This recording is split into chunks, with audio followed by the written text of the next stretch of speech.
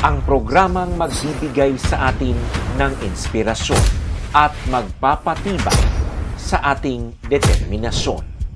Ito ang Positibong Kwentuhan with John Paul Sinier.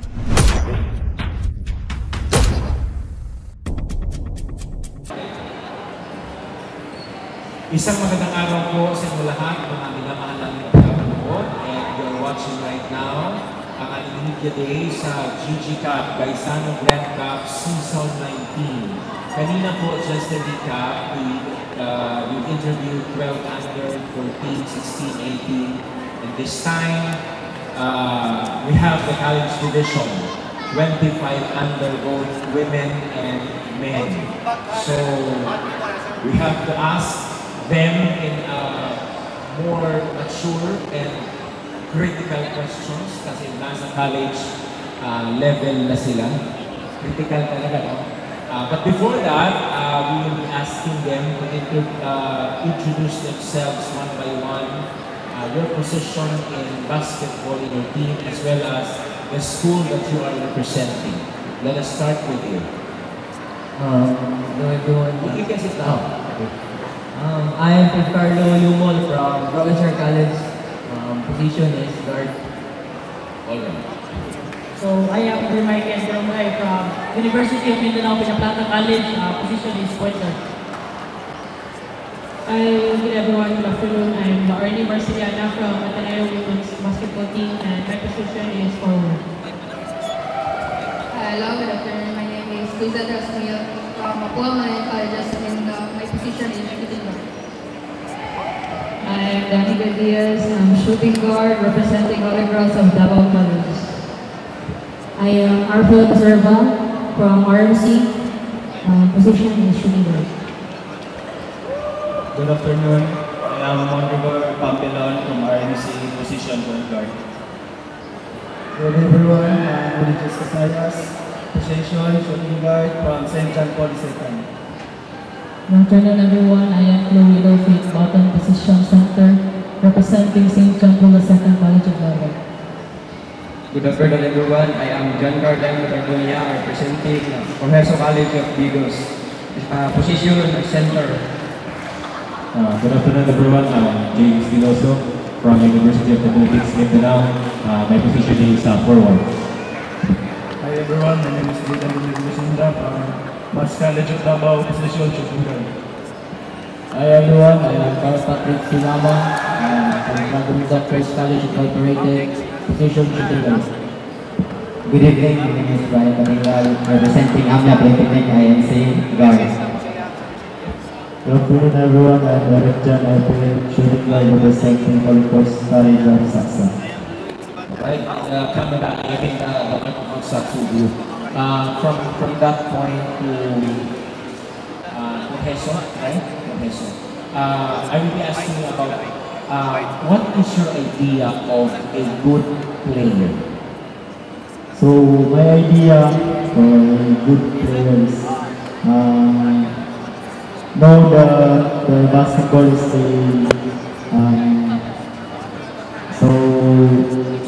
physical sports, and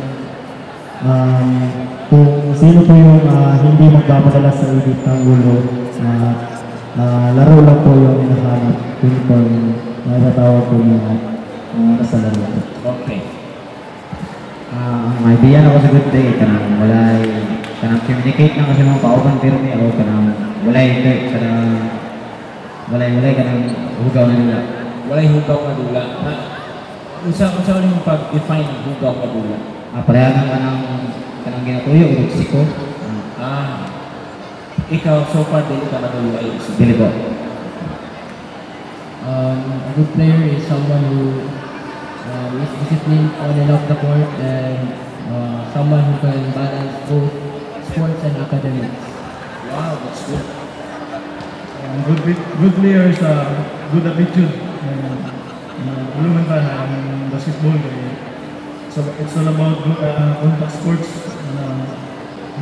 May mga second position is wato ng wato ba. Good attitude. Good attitude. Sa ako ang idea of a good player dili na siya skillful na player, but na siya heart, willing magpatudlo sa coach, na siya heart na willing siya correctionan sa mga teammates, sa team captain o sa mga coaches. Okay, just want to emphasize what you said, correction sa coach. Can you remember an instance wherein namalik ka and then correctionan ka sa coach and you allowed yourself to be corrected?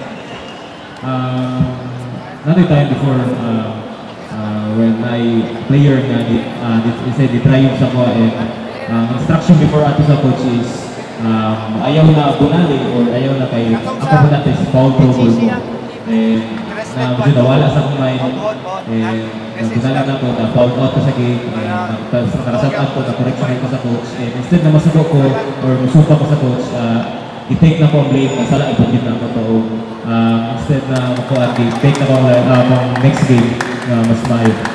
Good. That's good. Sa ako hindi pa sa good player, ipakita ang sportsmanship sa court. If naimali ang community, ang ato ng dawaton, kaya tao lang tayo kamali. Okay, from that point to this point, my question would be, ganiha, idea of a good player. Sa inyo ha, biling makadagan o makatula ang player kung walay coach. So what is your idea of a good coach? So for me, good coach is willing mutudlo o nag-motivate sa iyang mga players.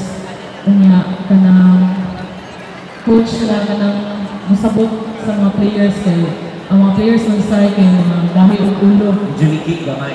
Oo, na ba like dili na kasabot sa player na. So para sa ko dapat po patient po ang coach kay sa kadaghan sa team, dili mo dyan mo makuha ang mga attitude sa mga players, so dapat na siya tataas na pasensya para sa mga players. Okay. Just want to emphasize the word motivate. That instance, nag-motivate ka ni coach ninyo? Last game sa Pisa like akong game ato is wala dito napakita ang dula sa akong opensa ba tapos pag substitute sa ako, ginan ko ni coach na nakita niya na nakulbaan daw ko, so siya nga, ipakita daw na ako kung unsa akong gina-practice, ipakita daw dapat na ako kung unsa ko sa sunod sa court. I see. So from that on, na-okay ka ba? Yes, na-motivate ko, na tama ang imo ni coach na dili ka ngay makulbaan sa court kay sayang, discuss ang imo practice at dili mo mapakita sa sunod sa game. Thank you. Limpyuhan nila. Para sa kuha, bisa na lang ito siya. Oo, Tama ba sir. ito Ano niya sa nilagyan sa motivation budget? o sa discipline, sa hatag sa coach sa player o Lagi, umurap naman sa may manilagyan. tagaan pa niya mo Ang logo rin ipalihok. Ibelo kami niya sa during game, during practice na tulad Ang ng palit pa ko sa Okay. box ko. For me, my idea of a good coach is hindi lang siya maka-apekto sa sulod sa court ba sa gawas po sa gawas. One ang idea of a good coach. So you have a good relationship with your coach? Yes, of course. Good relationship. Sa personal? Yes. So meaning to say, if you have problems, you can count on sa inyong coach? Yes, Coach Prince is like big brother for us.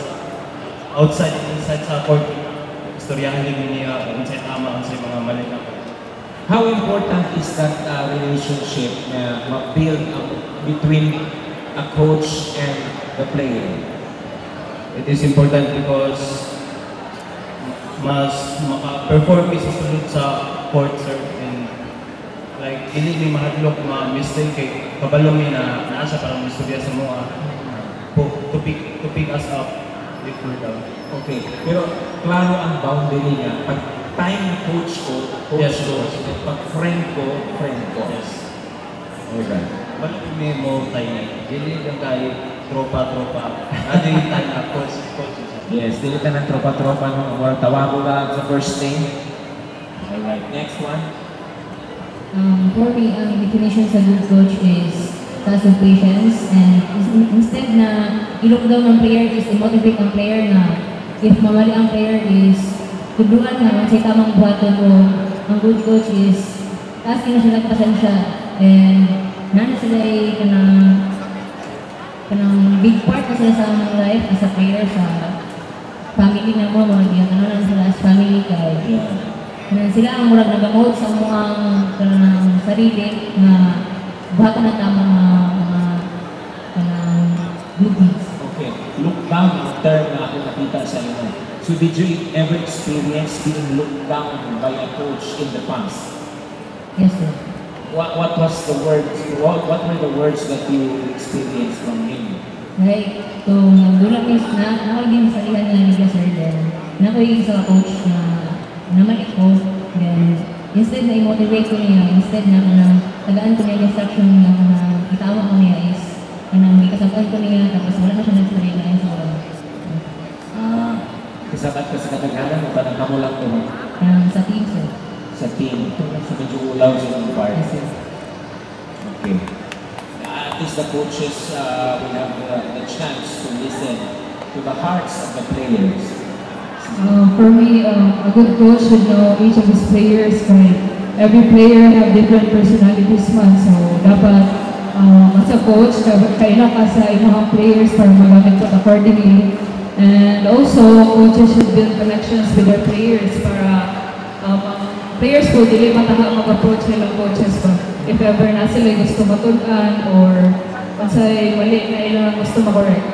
But with your coach now, you find him? Yes. For me po, agree ko sila because of him. Pero ako lang ihas is kung as a good coach, i-apply ko sa ilang sa may depende sa po inside and outside the court na dapat disiplinado sila kanang kabalo po sila sa limitations o kanang as a good coach kanang saligan ng player yun para kanang dili sila ma-down sila sa sarili. Thank you.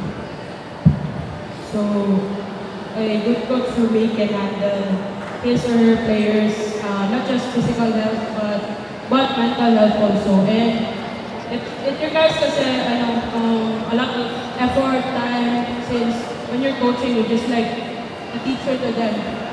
You're basically their third or fourth mother, since first biological, second the teachers, then the people around us. So for me, a good coach can handle each player's attitude, and since it's very diverse then, kaya I can say na since elementary to college, we experience different coaches. So I think adjustment is key to a good team. Yeah. Ito, pagiging galing. Kasi klase ang kinaiya, no? Ay batlong mo, na okay, na joker, usahay ang joke, mula mo pas na. Okay.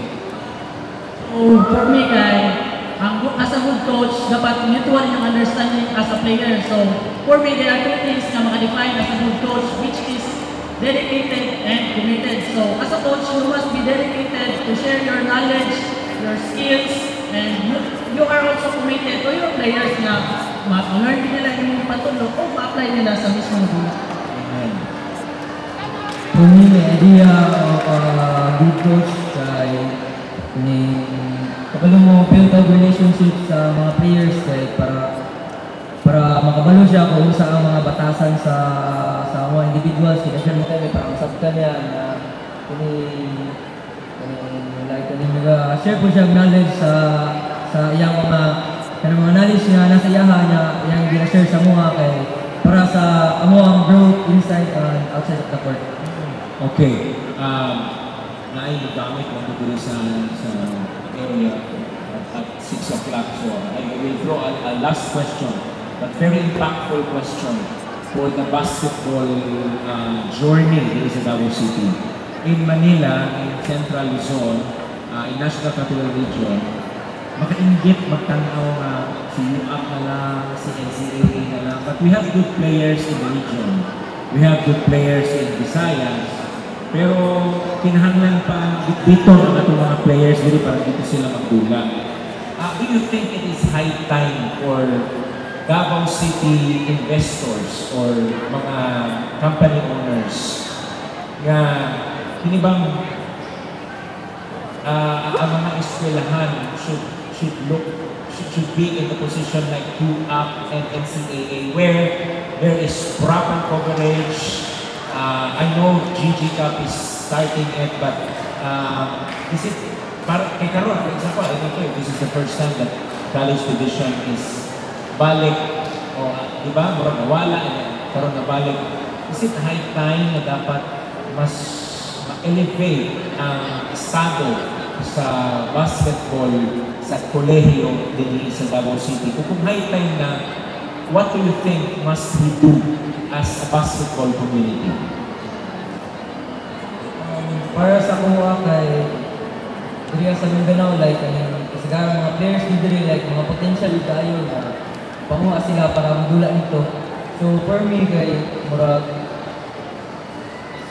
like kaning galing na liga napasalamat mi kay like kaning mga showcase ng mga talents dili lang sa kay ginapayaan ng mga nanglanyo para sa layo like kaning ganahan ko mi sa inani kay murag nagsugod na bitaw nga kaning murag na pare-pareha na ang level sa liga sa Manila o dili.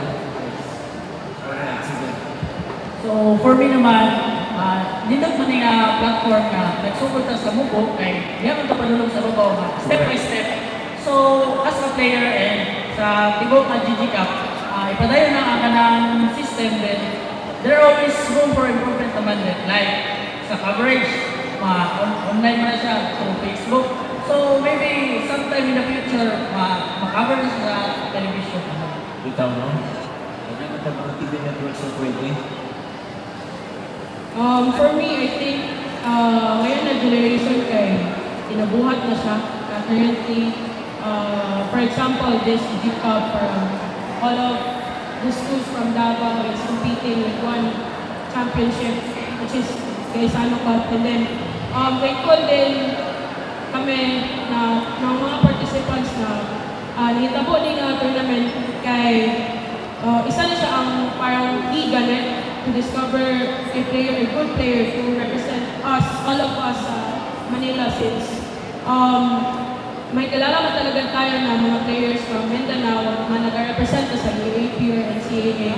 And from my team, ginabuhat na din namin siya since may mga tournaments kami with other schools from Manila and other regions, which is JAM. And then, thankful din kami sa ginabigay ng opportunity sa amin. And I believe hindi man namin siya gina-waste since nag-training man din kami, parang ginaprove namin yung sarili namin, all of us, na may place tayo sa na ginagbigay ng opportunity sa atin. Basta don't waste lang the opportunity that was given to you para Thank you. Thank you very much. For me din po, basketball community kaya tapos kasi siya tabang dun sa mga students o mga players dito sa Davao po kay marang mo siya nag-motivate dun sa mga people na mag-eskwela o karoon, mag-training o karoon para mas mag-improve pa dito, mas lambo pa dito, dagan mag-inspire sa kuha o para ka na may mga inspiration sa mga tao para mag-note pa nila inspiration para inspire po sila sa others o ka ng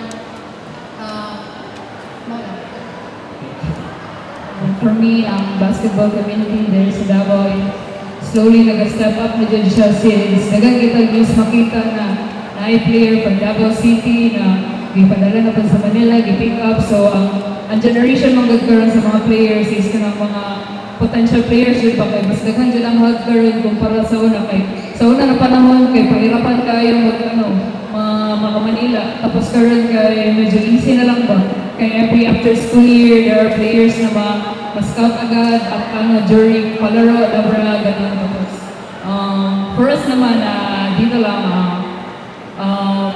coverages for games ba kay nag-ano na din nag-step up like sa other places na gina-broadcast na mga laro. So I think Davao could be a potential also na to do coverages such as UAP na mga games.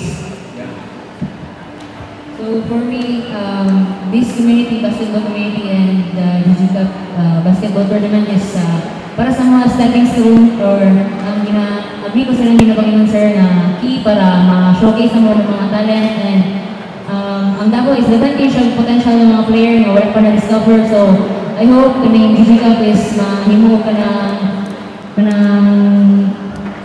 ng way na makita ang mga players na mga potential o mga palambot na mga tawag kasi. Thank you. I think the Luwenyos have what it takes to compete, and we're competitive, we're talented, and we're hardworking naman. So kailangan na talaga ng break. So thankful kami sa GG Cup para nagamit natin klase na break.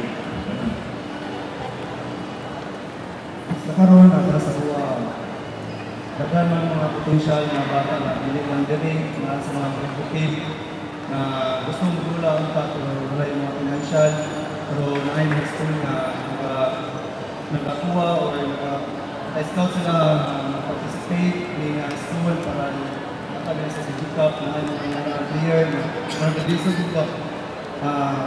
Salamat sa GG Cup kay tumod nila itong porsigido kayo sa nila, porsigido kayo gulag basketball na GG Cup na handang matabang po para ma-develop lang skills. So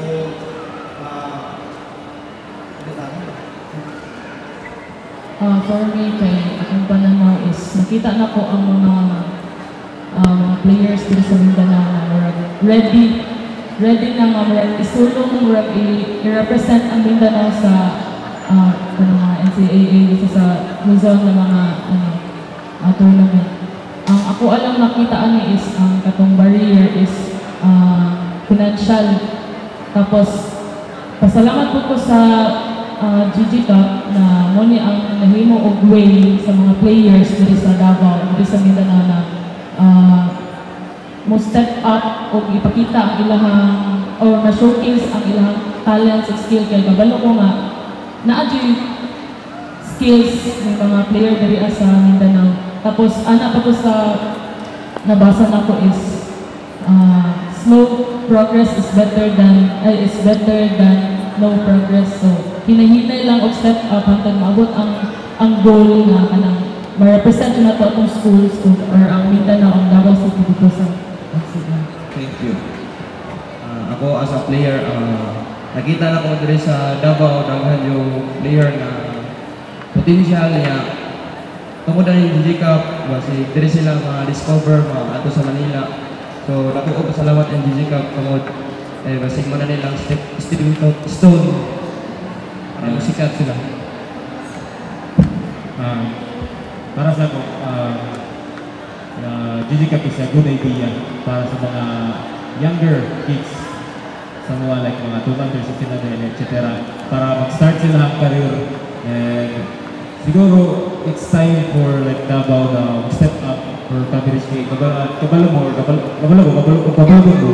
kailan ko'y mga potential players dito sa Davao. Hindi lang Davao, all around Mindanao. Nga nag-lack lang or nagkulang lang coverage o suporta sa gobyerno o suporta sa mga schools. For me po, na naman sa level ng mga player dito sa Mindanao na mga compete dito. Tapos, ito na lang ikaw ba, tayo i-improve pa gani ang mga compete dito sa Mindanao na liga. Tapos meron tayo ng social media, meron tayo mga exposure na isa po na siya sa mga tabang para madala na ito ang Mindanao na more big leagues pa rin ba good sa ito. Thank you.